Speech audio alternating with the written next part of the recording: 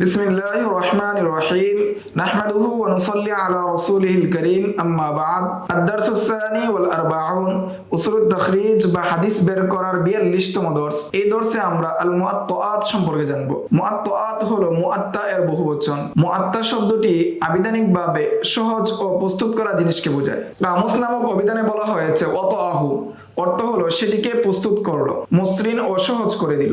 যেমন ওয়াত্তাআহু অর্থেও হয়। আর রজুলুন মুআত্তাউল আকনাফ অর্থ হলো এমন ব্যক্তি যার আচরণ কোমল, ব্যবহার সহজ সরল, উদার, অতিথিপরায়ণ এবং সম্মানিত। যেমন মুআজ্জাম এর অর্থে। মুহাদ্দিসগণের পরিভাষায় মুআত্তা বলা হয় ওই কিতাবকে যে কিতাব ফিকহি বাব অনুযায়ী সাজানো, এবং এই মুআত্তা কিতাবের মধ্যে আহাদিসে মারফুআ, মাকতুআ এবং মাওকুফা এগুলোকে অন্তর্ভুক্ত করে। যেমন এটি পরিপূর্ণ মুসান্নাফের মতো, তবে শুধু নামগতভাবে সেটা ভিন্ন। মুআত্তাকে মুআত্তা বলে নামকরণ করার কারণ হলো এটা এমন ধরনের হাদিসের কিতাব যে হাদিসের কিতাব মানুষের বিষয়কে সহজ করে দেওয়া হয়।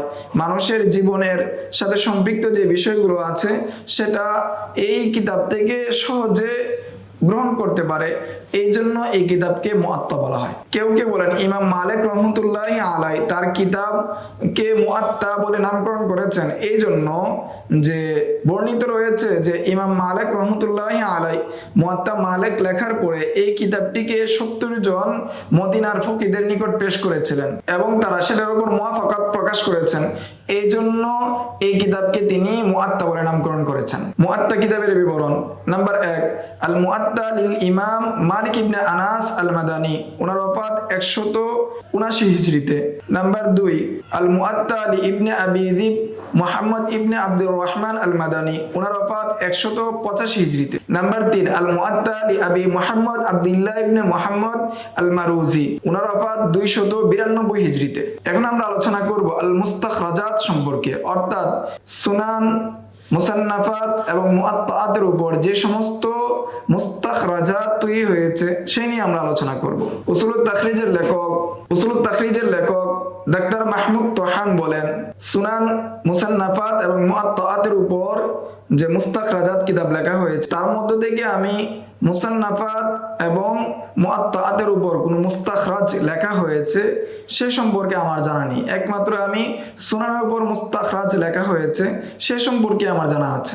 আল্লাহু আ'লাম। যে সমস্ত মুস্তাখরাজাত সুনানের উপর লেখা হয়েছে সেই সমস্ত মুস্তাখরাজাতের এই মুরাজাআতের পদ্ধতি হলো যে সুনান থেকে মুস্তাখরাজ করা হয়েছে ওই সুনানের মতো, অর্থাৎ সেটা তার আসলের বাব অনুযায়ী ইস্তেখরাজ করা হয়েছে। যেমন আল মুস্তাখরাজাত আলা সুনানের কিতাব হলো আল মুস্তাখরাজ আলা সুনানি আবি দাউদ। এই কিতাবের লেখক হলেন কাসিম ইবনে আসবাব। এই ছিল মুস্তাখরাজাত এবং মুসান্নাফাত সম্পর্কে আলোচনা।